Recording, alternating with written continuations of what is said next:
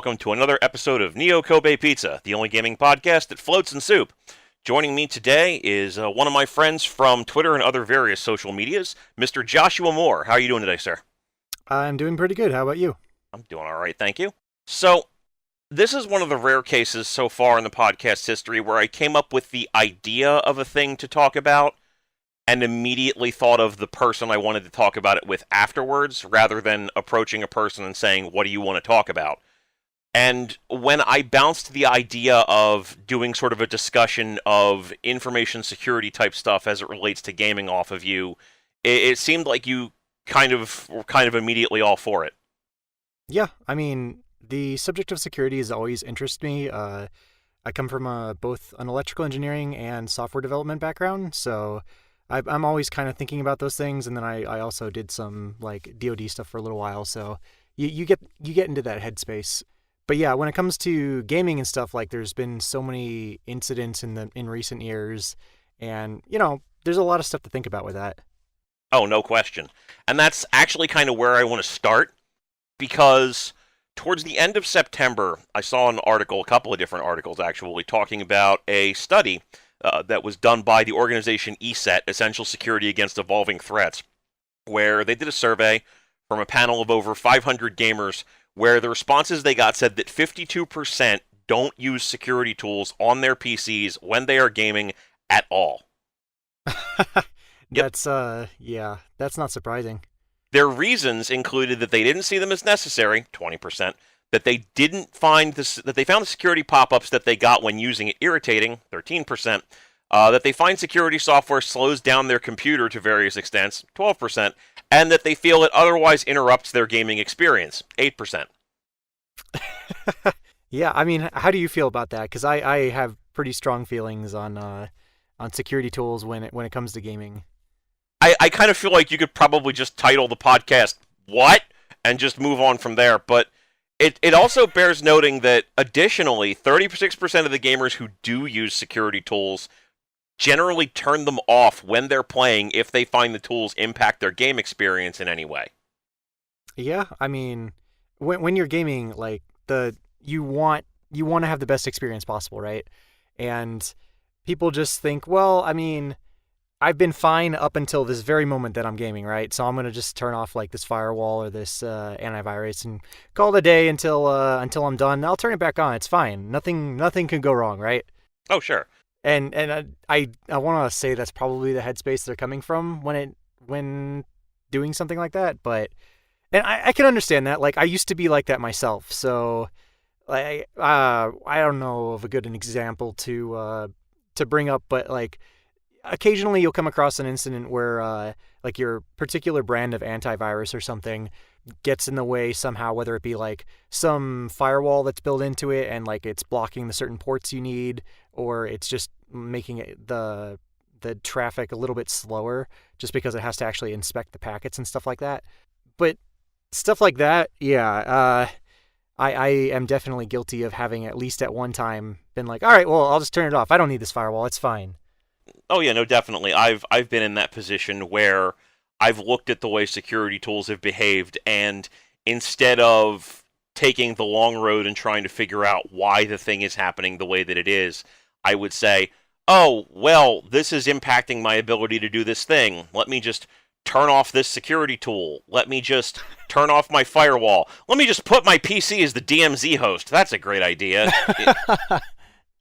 And, Yeah. I mean, this doesn't even begin to take into account concepts like, I bet a lot of gamers looking at that basic statistic are probably the same sort of people who, use the same passwords for multiple different accounts. They're the sort of people who are going to actively avoid using multi-factor authentication unless something, like BattleNet, for example, forces them into using it. Or they get hacked. Yeah, and people who just consistently reuse passwords or refuse to update them even when they're told otherwise. Like, for example, in the past month, when Yahoo sent out a notification to everybody when they said, yeah, we lost like 500 million accounts, so you might want to fix your shit. just to put it lightly, yeah. I mean, there's a lot of problems though with security and the way like, yeah, okay, you might want to recycle passwords between multiple accounts because, like, you have 10 billion accounts. Like, what are Mm-hmm. you supposed to do about that? You have there's tools for that now, right? There's like the password. Crap, I forgot what those are actually called, but I've Password used one lockers. myself. Yes, password lockers, where you have like one master password, and then the rest of your passwords are basically either you can put your own passwords in there too, but it's more recommended that you use like randomly generated passwords, and then if one of those gets compromised because somebody's system was broken, their database got dumped and put on the web somewhere, so now all the hashes for those passwords are just out in the wild. Then you can just go like, oh well, okay, I need a new password, generate a new password, go set it, you're done. Now you have a single point of failure, which is a different issue, but at least you're not reusing passwords everywhere and stuff like that. Oh yeah, and this is definitely a pervasive problem everywhere. When John Oliver went to Russia to talk to Edward Snowden, they actually had a side conversation about passwords, and Snowden shared his feelings on that sort of thing. So if you're flying all the way out to Russia to have a conversation with Edward Snowden and passwords are coming up, clearly this is a problem that is multifaceted and exists in just about every walk of life. Yeah, I mean, and definitely gaming is no exception to that at all. I mean, most of our gaming takes place on either consoles or PCs. PCs are obviously basically the same thing you use for work. So like any of your workflow stuff that you would normally do, in basically any business, you have the same security concerns as you would with any kind of gaming service on top of that. Oh yeah.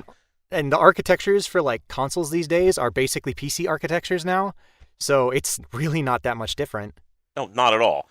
So I feel like, to kick it off good and proper, the question for this discussion would be, why is there such a huge security problem in the world of gaming?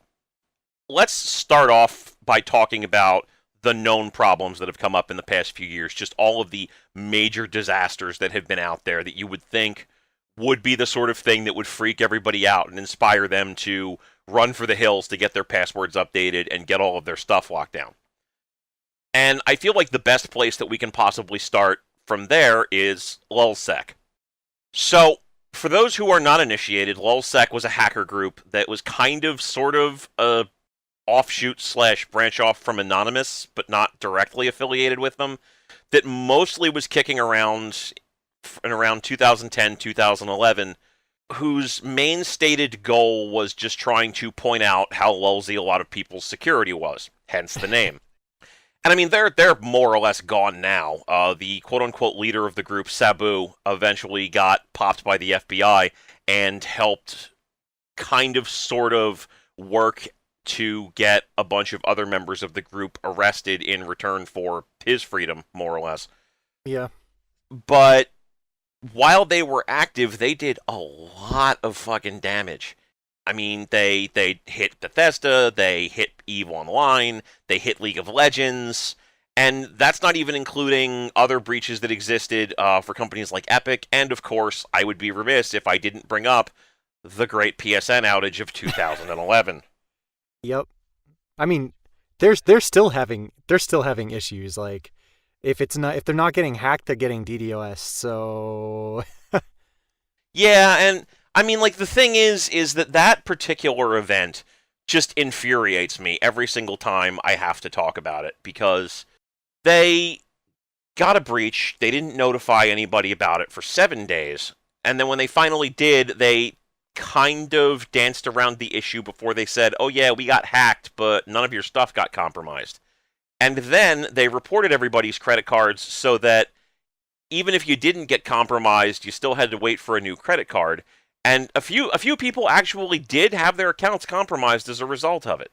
So I actually want to table that for a little bit, but I do want you to keep it in mind for later. Just put that aside for now and hold on to it, because we are going to come back to it. Because the more important thing I want to talk about at the moment is the fact that people constantly are seeing hacks of their Battle.net accounts, to the point where that was a major problem until Blizzard actively enforced mandatory usage of Battle.net tokens on any accounts. So in my own experience, back when I was in college, my account was also hacked at least one time.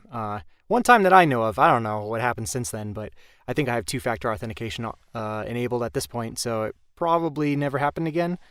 But that was a pretty common thing. You'd see people, their account would be compromised. They come back onto their account eventually and find all their stuff's gone. And it was happening all the time. So, and I don't think it was ever clear like what the biggest pervasive reason for people getting their accounts compromised, but I would suspect it was things like unsecured Wi-Fi networks and logging in at school, and that's not always the most trustworthy network. And your password gets stolen, or God forbid your email account gets compromised, and they recover your password through that means. But anyways, it was super common. So at some point, Blizzard just decided, okay, everybody needs to do two-factor authentication now. And I think that's helped. And the other thing to really keep in mind here is, like, I had been kind of following along with a blog entitled 8 Years in Azeroth, where a guild leader kind of recalls various events that he had gone through during the course of his 8 years of running a raiding guild in World of Warcraft. And at various points throughout the story, he'll mention that people had their accounts hacked and all of their data ultimately stolen. Like all of their equipment just sold off, their characters left naked in the bushes or whatever, because at that point, two-factor authentication was purely optional. And I mean, the key thing to keep in mind here is that once those characters were hacked, they were gone. They were out of the raiding rotation, because if you had your WoW account hacked for at least a while, if not at all times, you weren't getting your shit back. It was gone. It was gone. And you were just completely screwed out of that.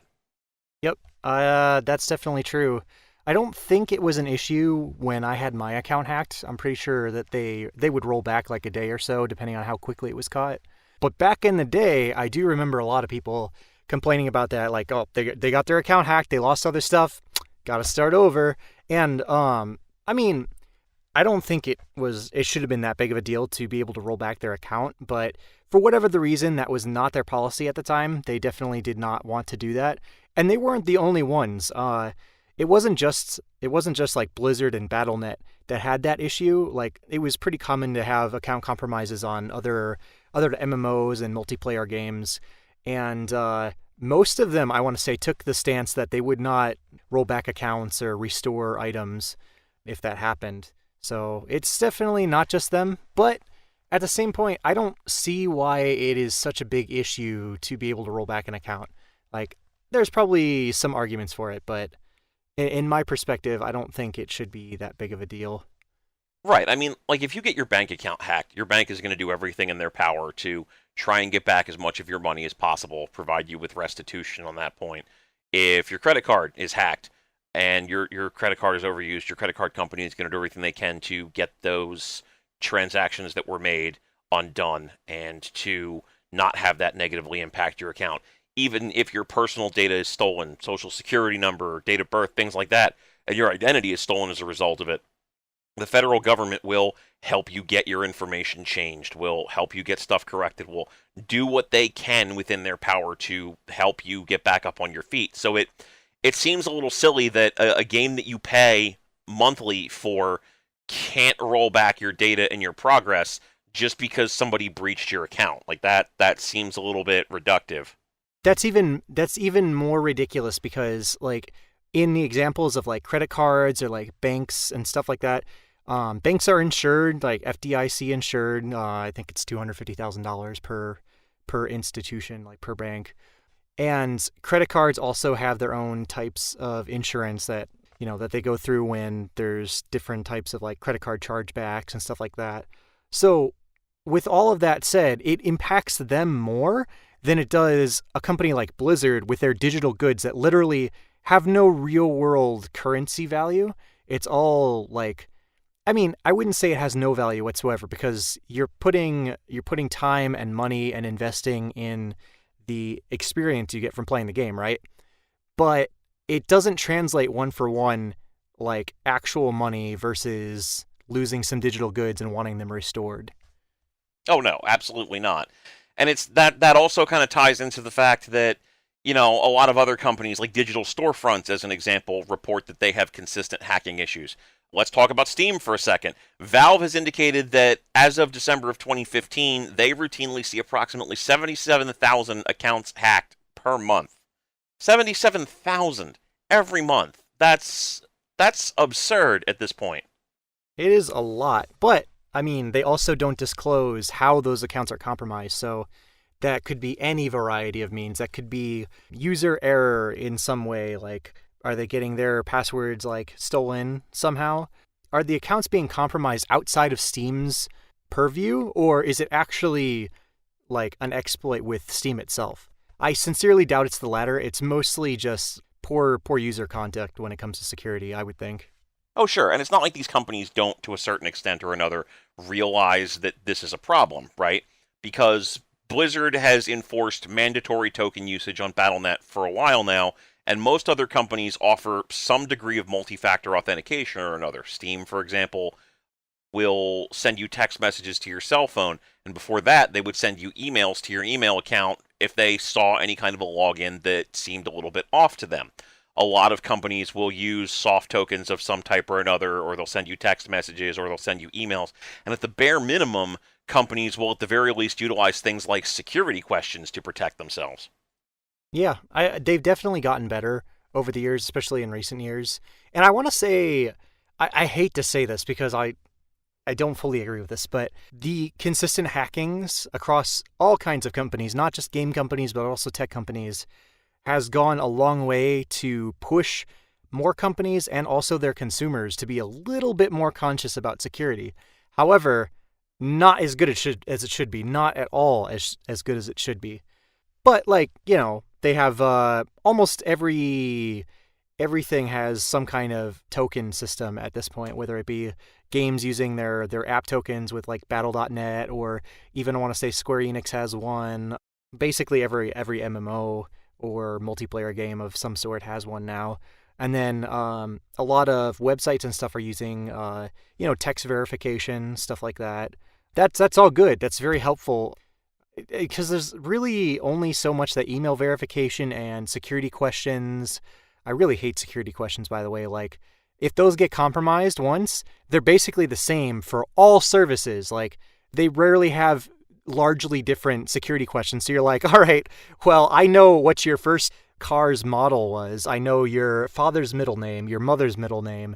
I know your favorite pet or your first pet's name. I know your high school. Like, once you know that information, it's basically the same for all of the security questions everywhere. So I really hate that method of account verification. True, and it's also worth noting that if you are using a computer that's already compromised, where you're getting data stolen from that one computer, say due to malware or keylogger or something of that nature, there's only so much that this multi-factor authentication is going to do. Like, Yeah. if you're using a soft token on your phone, you still at least have that soft token that's secured, unless for some reason or another you have, detection malware on both your computer and your mobile phone, in which case, what the fuck are you doing? Yeah, I mean, it's possible if you're a high-profile target, like, you might be actually targeted, and they might want to get malware on as many of your devices as possible.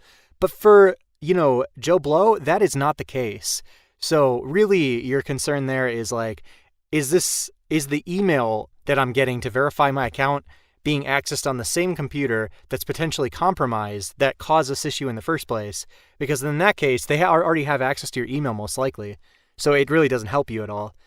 It's possible for software tokens to be compromised either from the end user point, or if, God forbid, like the seeding system or whatever is compromised. But that's a lot less likely than like your password being compromised. Yeah, and it's like you said, it's just somebody compromising both a mobile device and the PC is pretty unlikely. I mean, if you assume that somebody's not simultaneously, PewDiePie famous and a gigantic fucking asshole, the odds are good that nobody's going to be making that strong of an attempt to target every single thing that they have. No, it's fine. It's fine. Stuxnet for gamers. It'll be great. Oh yeah, it'll be wonderful. We could have another Aurora attack. That'll be awesome. Jesus Christ. But so let's assume that only your computer is compromised. All right. So if anytime you're logging into anything, they have your data. So if you're getting email multi-factor authentication, they probably have access to your email. If you have a soft token already installed to your computer, they have access to that soft token on your computer.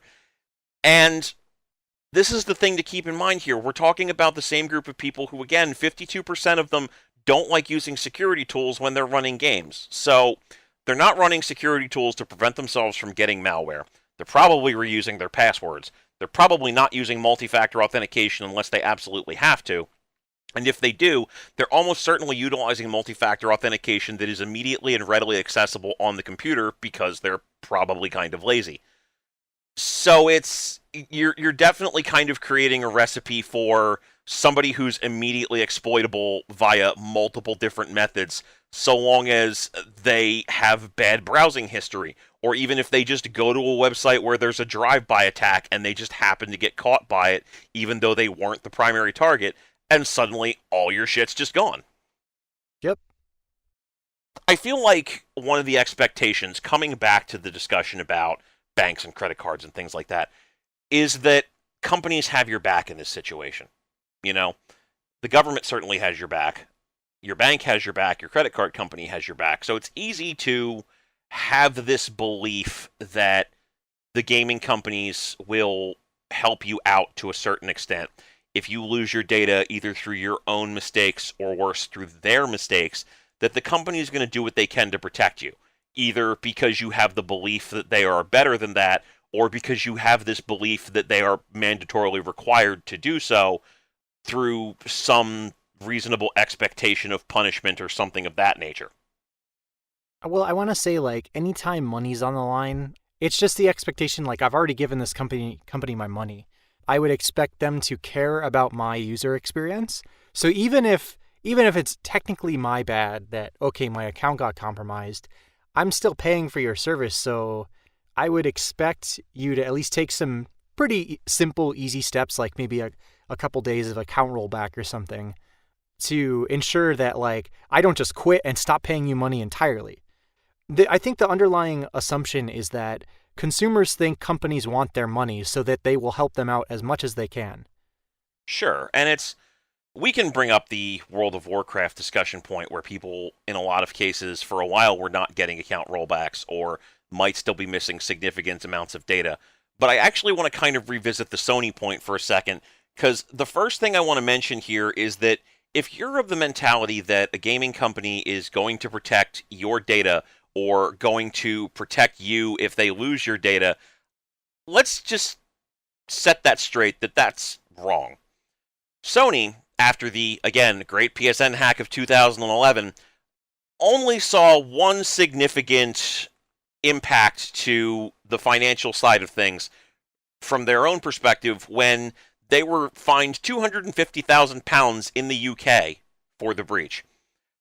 Also, not the US, but the UK. Oh yeah, no, the US called them on the carpet for it. They called them out and said, well, you probably broke a bunch of our information security reporting laws, because you are kind of expected to report to people as soon as you have an idea that there's a breach, and they knew multiple days before they told their customers. But Sony just made up some shit, nothing happened. Like, I want to say it nicer than that, but it's just such an infuriating situation that I can't. Sony made up some shit, and nothing happened. And I mean, that's not even related to gaming. There was a big deal in the early 2010s, I want to say it was like 2012 or 2013, the Wyndham Hotel chain had a massive breach, and most information security specialists at that point basically pointed to it and said, yeah, they had no real information security protections at all, like nothing of significance or value. And they were expected to be just completely raked over the coals for the security breach that cost their customers $10.6 million due to stolen credit card data. All right? Actually, wow, that's a lot of money. Yeah. Do you know what happened to them? No, I'm not familiar with that one. Nothing! That That's not doesn't even surprise me, but that's yeah. not even a joke. They were only ordered to improve their actual security programs. They weren't fined. They did not have to provide customers any degree of restitution or protections for it. They didn't even have to admit that it was their fault. Wow. Yeah. So let us put the myth to bed right now that companies will be punished for this sort of thing. They will not. The government will do nothing. Nothing. Literally nothing. So if you think that Sony has any reason to be forced into protecting your data, surprise, they literally don't.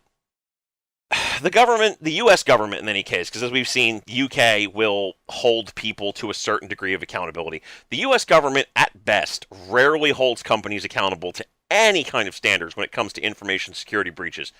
And this is kind of a worldwide trend, honestly. Outside of the PSN hack in the UK, most other countries have indicated that they kind of don't give a shit. Like, they care in the sense that they want to make a show about it, but they don't really do anything to enforce these companies to fix this. Because, again, I mean, we saw Sony, once again, got breached not too long afterward in their movie division, and what happened to them? Nothing. Nothing happened. So, okay, let's talk about the concept of reputation damage. I'm sure you're familiar with that one. Yeah, I mean, any company that has like a large breach like that, they always, like, people are like, oh, well, I don't trust this company anymore. I'm going to take my business elsewhere.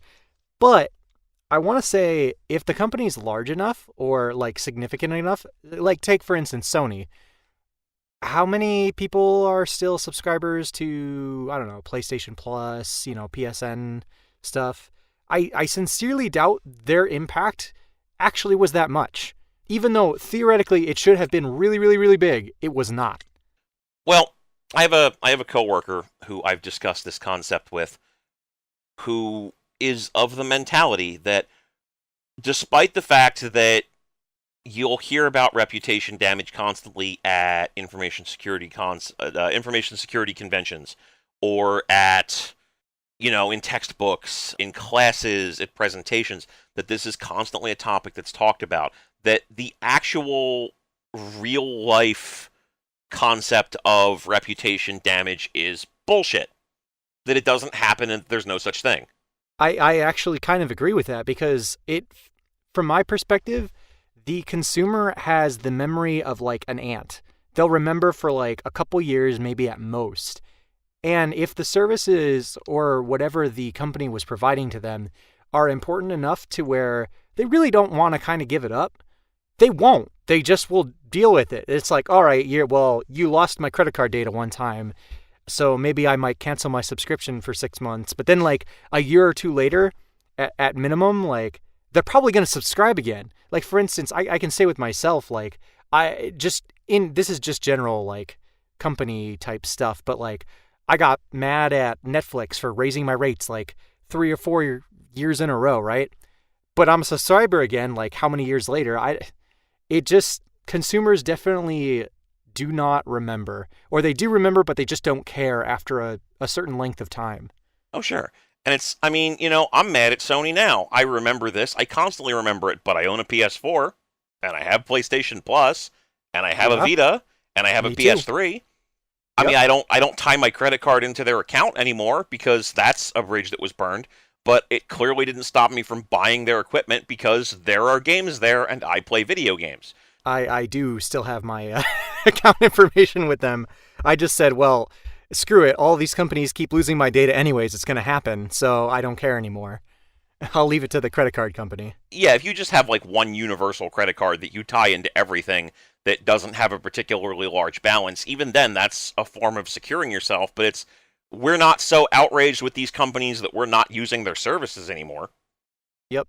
And the reality is very few companies have ever been impacted by actual significant damage post-security breaches as of this point.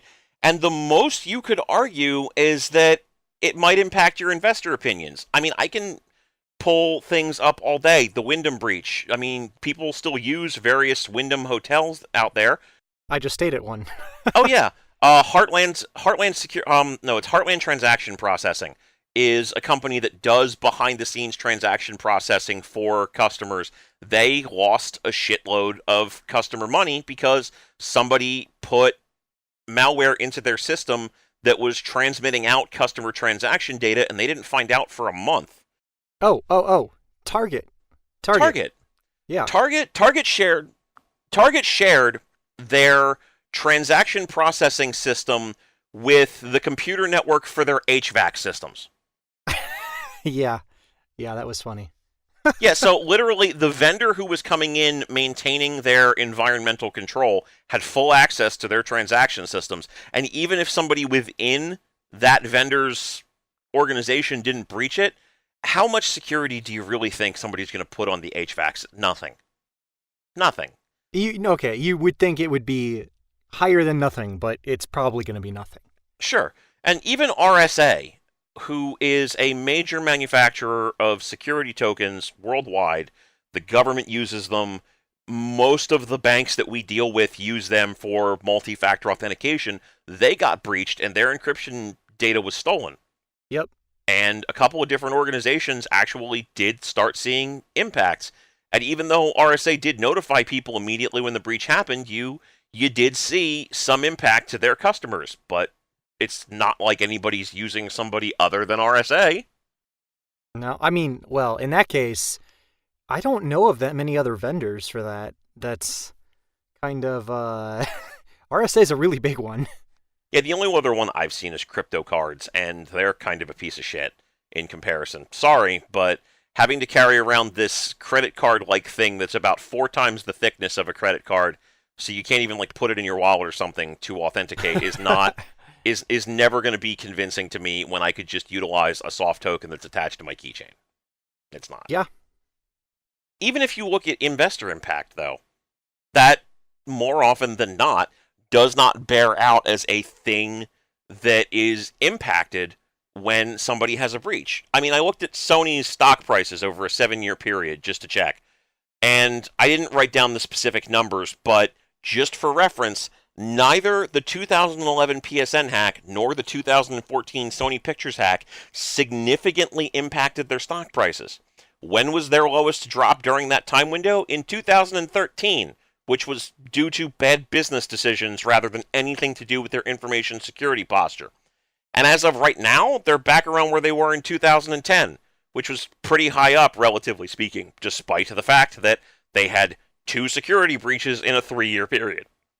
This might be related to the fact that I'm pretty sure investors also know that nobody's going to remember that they had a bad security issue at some point, just because at this point they are so common that they're always in the news. Like, it feels like every couple months somebody got hacked. There's this big article about it. There's this big to-do about it, like, oh, they did this thing. This was a bad practice, but they're going to fix it now. Don't worry, guys. It'll be fine. And then everybody forgets.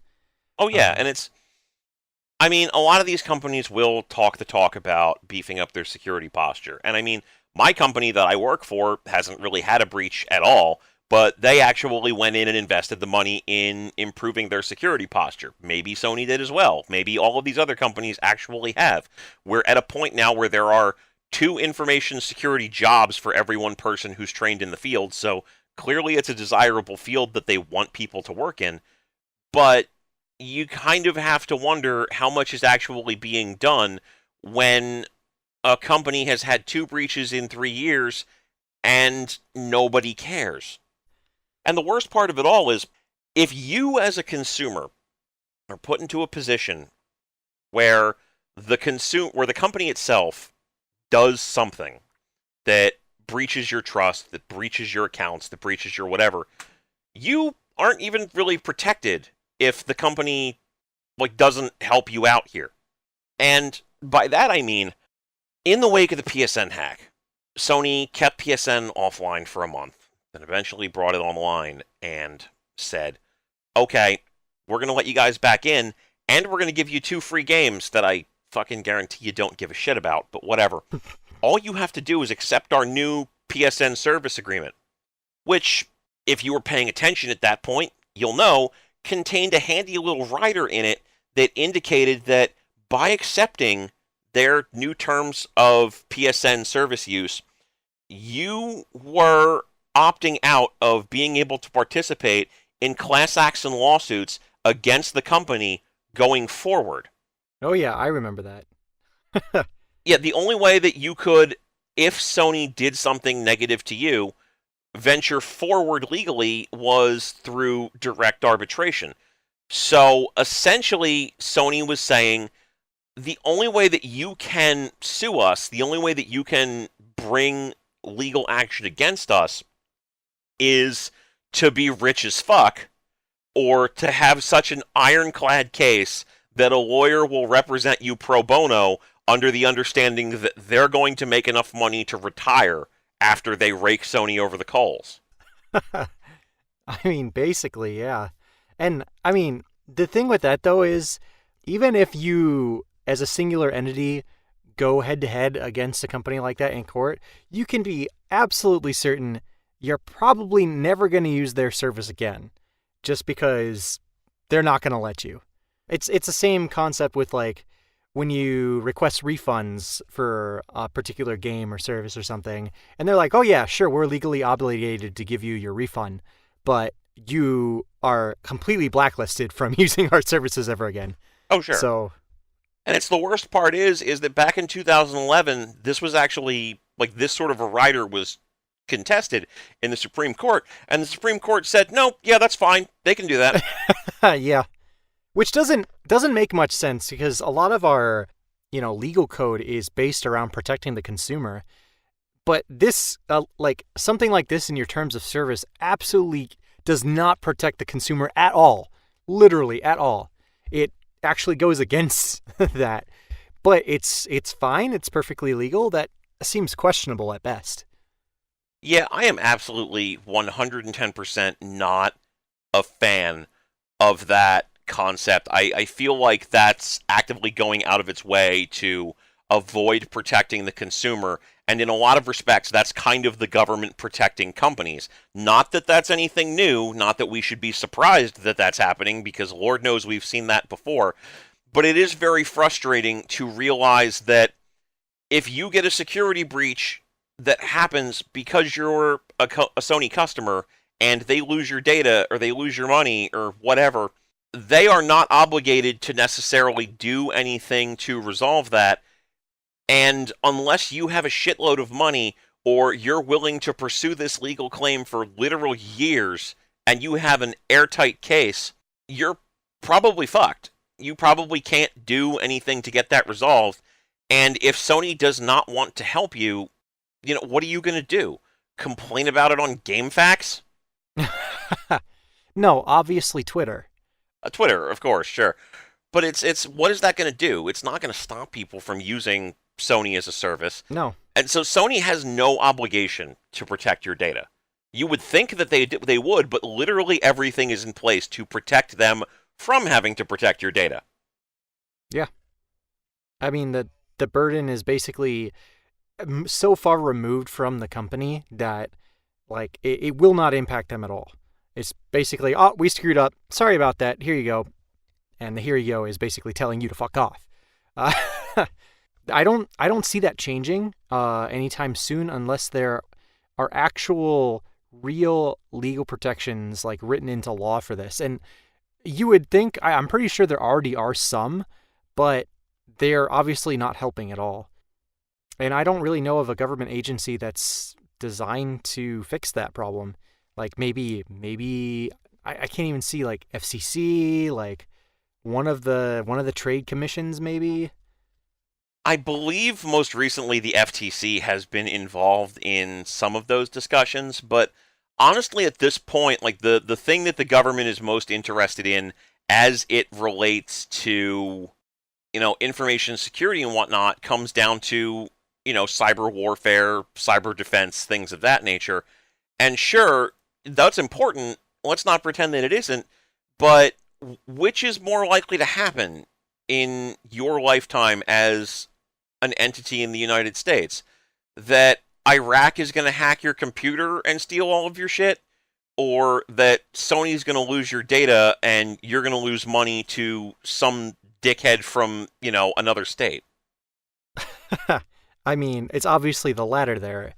But from the government's perspective, like, they don't care about that. They don't care about individual people. They care about the whole. And that's why they care more about Iraq in that case than, Joe Blow down the street who just swiped your password and credit card information. And sure, I understand that. That's completely reasonable. My concern comes more to the side of, as a consumer, it's worth understanding that you are not protected. No. You are not secure here. The companies that you deal with, if you lose your Steam account information, Valve is under no real obligation to do anything about that. Blizzard is under no obligation to do anything about that. And you personally can say, well, I'll just go to, GOG, or I'll just go to, Final Fantasy 14 or whatever, if they lose my data, and that's completely fair. But as a consumer, you've already shown that, 1, you probably won't. 2, if you do, you'll probably be back. And 3, even if you ultimately do and you ultimately don't come back, you're in the minority, and there's no reason for them to invest tens of millions of dollars in trying to protect your data, or even tens of thousands of dollars in instituting a basic policy that would allow them to do a day rollback, or like to expunge stuff from your account and revoke the access of other accounts, etc. That they're not really obligated, because financially it's probably just easier to let you go. Unless you are a big dollar customer, or a customer with, 5, 6, 7 years of loyalty invested in their service, there's no reason to appease you. There's no reason to keep you around. They don't have to protect you. And while they may do something for you, you can't expect anything from them, because we've already seen that they're going to go out of their way to avoid having to give you anything more than what they deem appropriate, and they're going to do everything they can to ensure that it is as difficult for you as possible to bring legal action against them.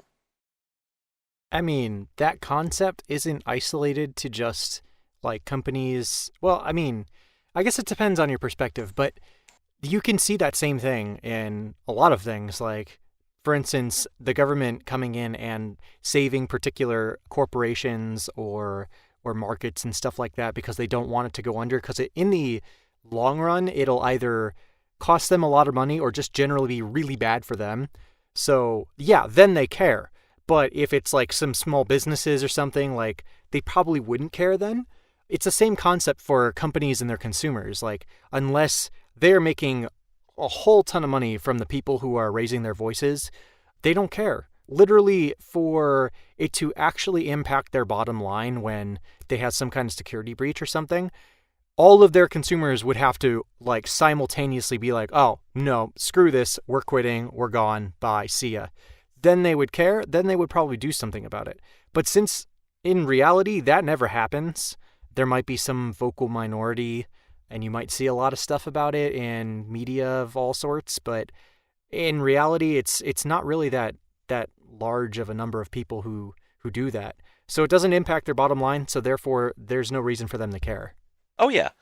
And it's the reason that I bring it up, like I said, is not because we can do anything about it.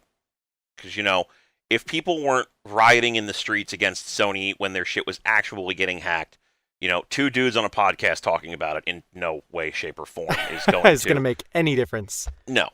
But my point is, if we know that you're not getting protected, and we know that you're not doing anything to protect yourself, we can't do anything to address it on the corporate end. But since we know that we're not going to be protected, what can we do to improve the experience on our side as the gamers who are using these tools, so that we feel less inclined to not use these tools? And, like, from a token perspective, let's start there. Tokens are onerous. If you have 1, 2 soft tokens, 1 or 2 apps that are texting you when you log into them, it's a pain in the ass, sure. But if you do it for every single system that you use, especially if you are, a diehard gamer in some capacity or another, you probably have 20 or 30 notifications that you're going through.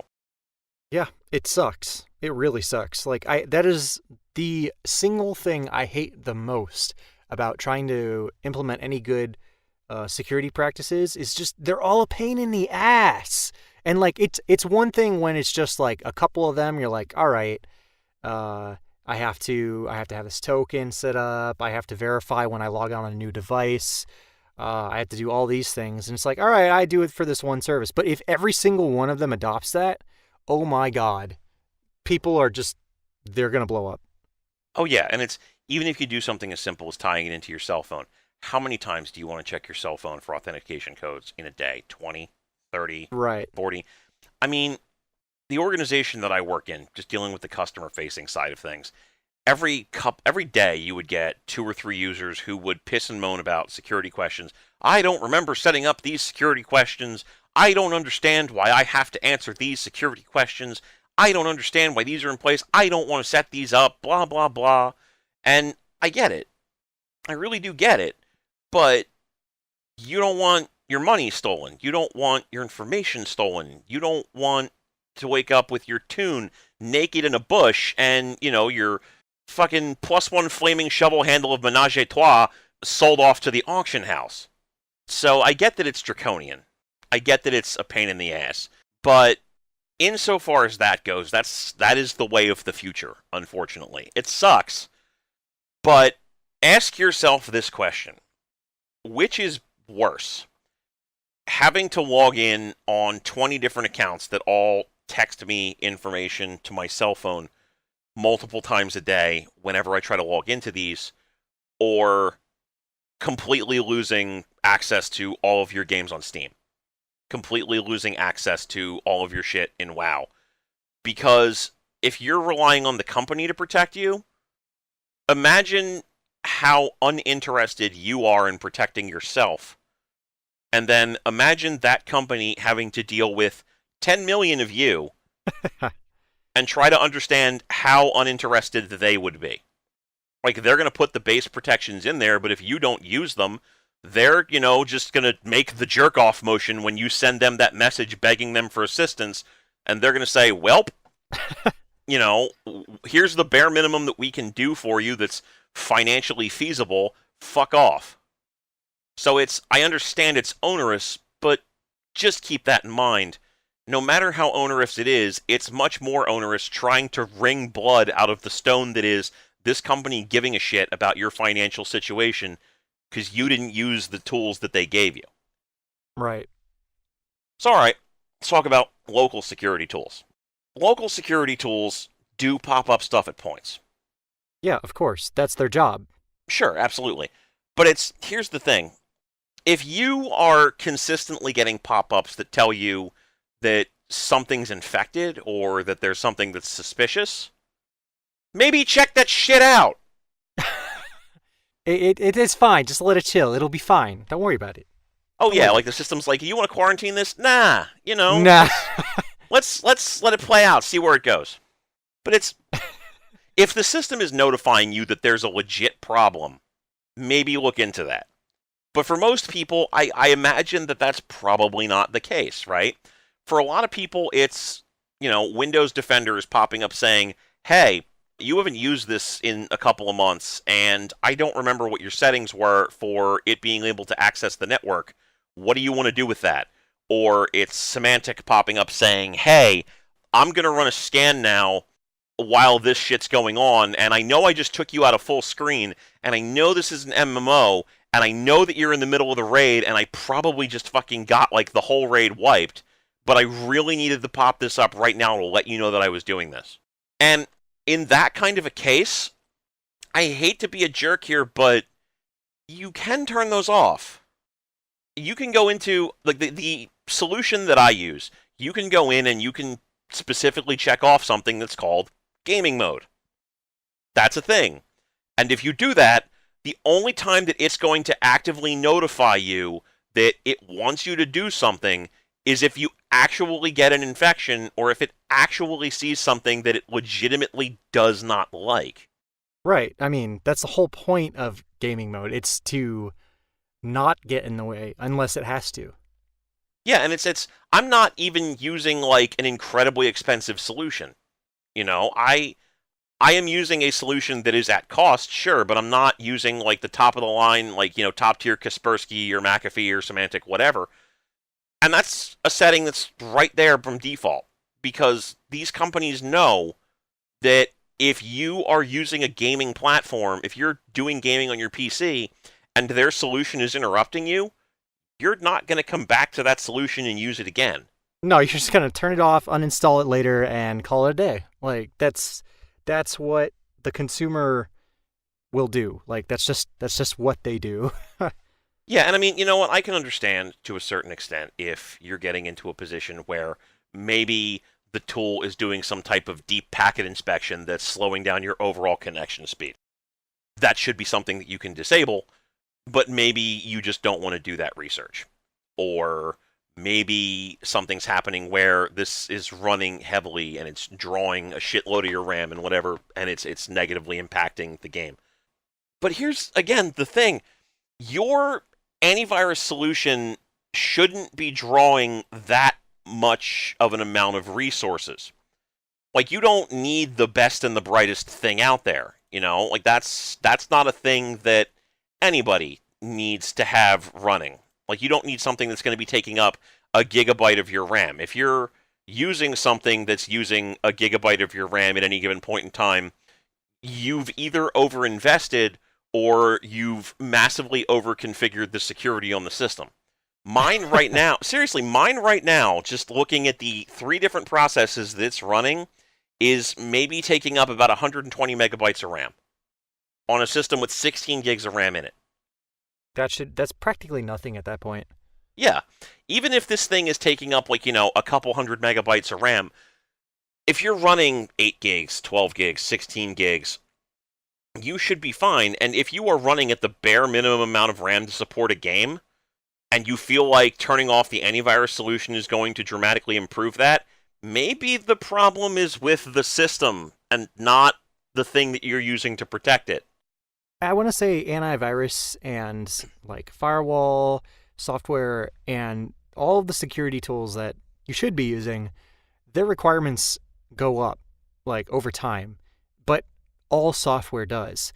So if you're noticing like a consistent increase in the amount of resources needed for whatever your protection tools are that you've chosen, and it's been like a few years or more since the last time you upgraded your system and you're expecting to be able to game with this as well, yeah, it might not be the security tools. Like you might have other issues there you probably want to address. Sure, and I mean, like, again, from a corporate perspective, the environment that I'm in uses an enterprise solution, which is going to be running multiple different things simultaneously, right? We are running not just an antivirus solution, but we're using an adaptive, heuristic-based system that will block things it thinks it doesn't like on the local workstation, as well as firewalls and other such things that are all built into this one tool. So that's clearly going to be taking up a lot more space. It's going to be taking up a lot more RAM in any given process. The most that we have problems with this is in 2 cases. When the boot up cycle starts and it maybe delays the boot up process by 10 to 15 seconds, and sometimes this is just too much for certain people to deal with, or when people are using extremely high load services like SQL databases and the solution is attempting to do massive scans on all of this data that's being packed and unpacked, which, is a completely reasonable thing, and we do have controls in place that allow us to make that not be a problem, but that's it. And I know that for a fact because that's what I do. So if we're in an environment where multiple hundreds of thousands of users are using this incredibly high-end shit that obviously is taking up more resource footprint in the computer, and again, this is one of multiple different tools that we use because we take this shit seriously. And all of these different tools are taking up X amount of resource footprint on this system. And the only time that we're seeing problems is when people are working with big data. If our local systems aren't seeing any kind of significant impact on that, if our network systems aren't seeing any kind of significant impact from that, if we have users, hypothetically speaking, who are given enough access to their systems where they're, I don't know, running Steam on their work computers without it being a problem. And I'm not saying that that is happening. I'm just saying, hypothetically, that could be a thing that's happened. Well, if we're not seeing those kind of issues, I imagine that if the typical end user is, either one, they're using bullshit tools, two, they don't really know exactly what they're doing and don't care to learn, or three, they are infected. Because, I mean, if your computer is jacking up resources to that extent, if your computer is drawing that much resources when it's trying to run the typical antivirus solution, it might be having some other code execution in the background. Yeah. Yes. And I can sort of understand if you have a daily scan kicking off when you're in the middle of playing a game. Do you know how to resolve that? Change the fucking time period. Yeah, it's not hard. That can be an issue if you don't have access to your system. Like, if you don't have the privileges to change that on your system, but the typical end user is using their own computer, so they do. They just have to figure out how to do that. And, like, even if you're having issues with, like, a firewall or something getting in the way between your computer and the server you're trying to connect to or whatever, for whatever game you're playing, that's all configurable. There are a billion tutorials and, like, hey, how do I do this thing for all of these systems, like firewalls, antivirus. They're good. Like, it's not that hard to learn. It really isn't. So there's no reason to just turn your security controls off just because, oh, they're getting in the way. However, I will say there is one instance in which I have seen an issue that does seem really hard to get around. Some security tools use some hardware virtualization stuff. And if you're trying to do like Android emulation or other things on that same computer, I have seen issues where that does not work very well. You end up having to turn off the hardware virtualization stuff in the security tool, which keeps it from being able to protect itself from threats that will try to remove its control over things in the system, basically trying to circumvent your security controls. Oh, sure, but look, let's be honest here. Have you ever done Android emulation? Yeah. Okay. I've done Android emulation. A friend of mine has done Android emulation. Do you know what all three of us have in common? We know what the fuck we're doing. Yeah, that's a good point. The average person is not going to go download Genymotion and try to figure out exactly what image they need to be able to run so they can get an image installed on their device so that they can run some type of virtualized packet manager to develop an APK on their computer, or run Game of War, or run Brave Frontier, or run Grand Blue Saga, or whatever the shit, you know? Most people are just gonna play it on a tablet or play it on their phone. You know, for me personally, it's easier to run Brave Frontier on an emulated Android device on my computer. But I also know how to do that. The sort of person who would have a problem getting around that solution is probably the sort of person who's going to have a problem setting up an Android image in something like Genymotion in the first place. And that's the simplest fucking way you can do it. If you can't get around that, chances are good you're not, going to run into that problem. And somebody who can't figure out how to turn on fucking gaming mode on their antivirus solution, probably not somebody who should be doing that in the first place, you know? No, I agree. There's definitely a limit there. So, I mean, there's not really any good excuse for it, honestly.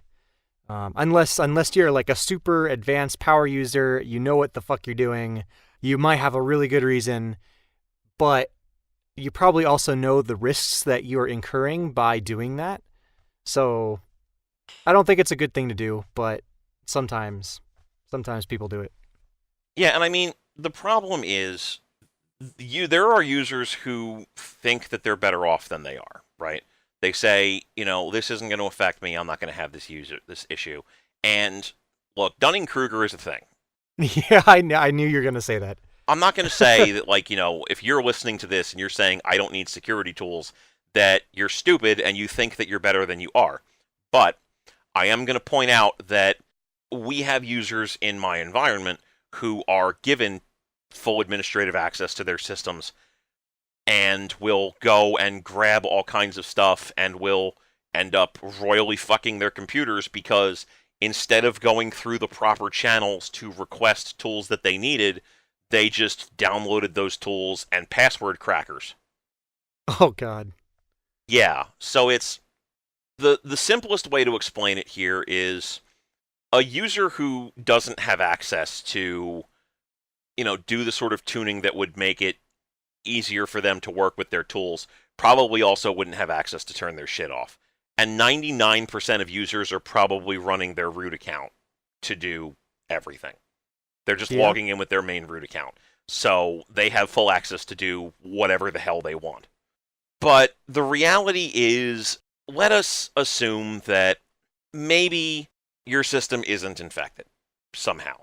And maybe the security tool that you're using is still just too onerous for you to deal with. And maybe you don't have the money to invest in other security tools. And maybe you don't want to try out the free ones like Avast or whatever because you're just so tired of it and you've had all of this negative impact and it's just so difficult for you to deal with. And you're listening to this and you're thinking, well, why in the fuck am I going to listen to you? Because I don't know anything about all of this shit, and I don't know how to configure any of this nonsense, and what the fuck is the benefit for me, and why do you even care? And for me personally, this is what it comes down to. Forget for a moment doing this as a full-time job. Forget for a moment schooling, certifications, all of that. Just put it all aside. For me personally, I've seen friends and family have their data stolen because they just didn't think about it. They didn't care. Most people are not going to shred their credit card documents when they get something. They're just going to throw it in the trash, or they're going to throw it in the recycling, where it's going to be hand sorted by people who can get their hands on it and use it to steal that person's identity. Yep. So I've seen what it's like for somebody to go through this kind of shit firsthand. And that was with somebody who took a reasonable amount of precautions and still got fucked. So I know what it's like to watch somebody go through this and just have their life completely shit on for a year because they didn't get insanely involved in shredding all of their documentation to protect themselves from somebody stealing their information. The reality is, the corporations are only going to do so much to protect you. The government is only going to do so much to protect you. Your bank and your credit card company can only do so much to protect you. At some point, the onus is on you as a person to protect yourself. And if these tools suck, I get that. I do. But you need to own the fact that if something happens, that's on you.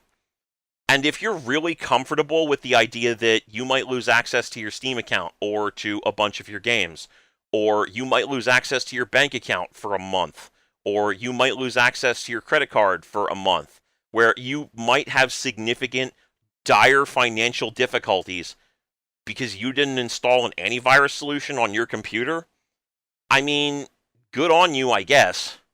But for the rest of you out there, it's protect yourself, I mean, yeah.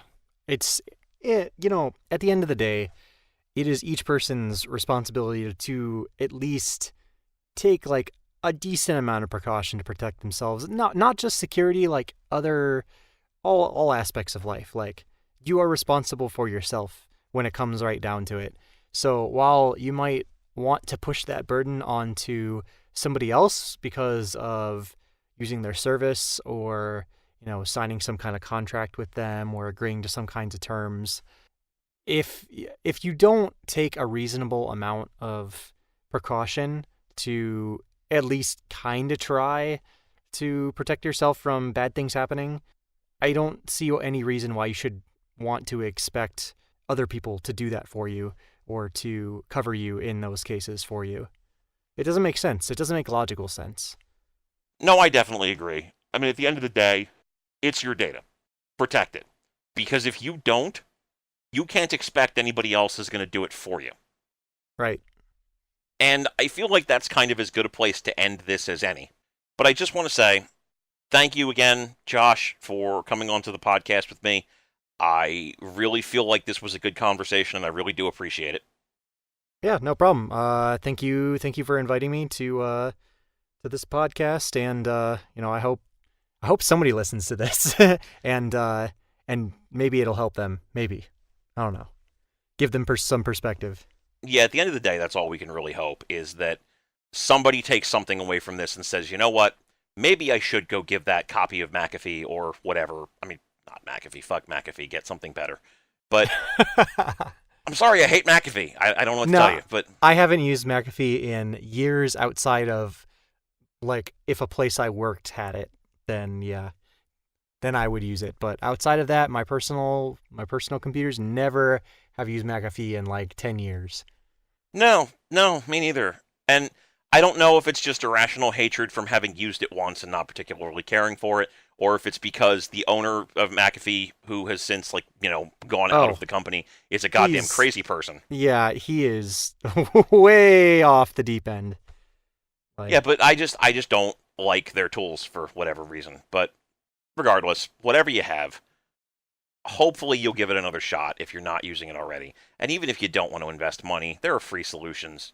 I've tried Avast, and it works perfectly fine. I've used Malwarebytes anti-malware. It works perfectly fine. There are options, even if you don't want to spend the money on it. Just maybe give it another shot.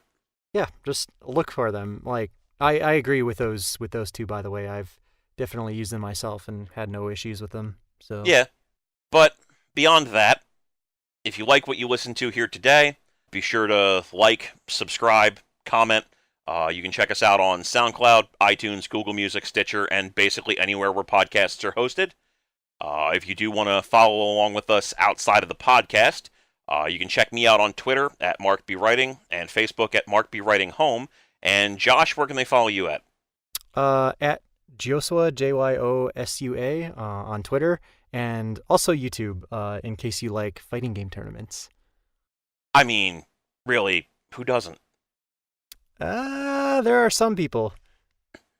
I mean, you can also plug your Twitch channel since you sporadically update that. Oh, right. Yeah, of course. Yeah, Twitch is also the same name, twitch.tv/Josua. Yeah, I stream regularly. Mark does as well on his, so I think everybody has a stream at this point. Yeah, I mean, like, mine's more of a personal hobby than anything else. For those who would want to check out the streaming that I do, you can hit me up over at Hitbox, which is at Mark B. Writing. Every Saturday, I will stream something, and there's a very good chance that it will be bad. Meanwhile, I sporadically stream outside of tournaments, so... Yeah, whether it be fighting games or the occasional bout of Danganronpa Ultra Despair Girls. Jesus Christ. Did you play that on... I beat that fucking thing. Did you play it on stream? I played it once on stream, and then after I was finished, like, does anybody ever want to see this again? And they're like, no. I suffered through it on stream, and I have bad things to say about that game. But anyways. Yeah, I think all of us who have done anything with that game have our war wounds to deal with. But on that note, join us next week when our topic will be why Watch Dogs is bullshit. And once again, let me just say, this is Mark B. Writing, and on behalf of Josh, thank you very much for listening, and stay safe out there, Junkers.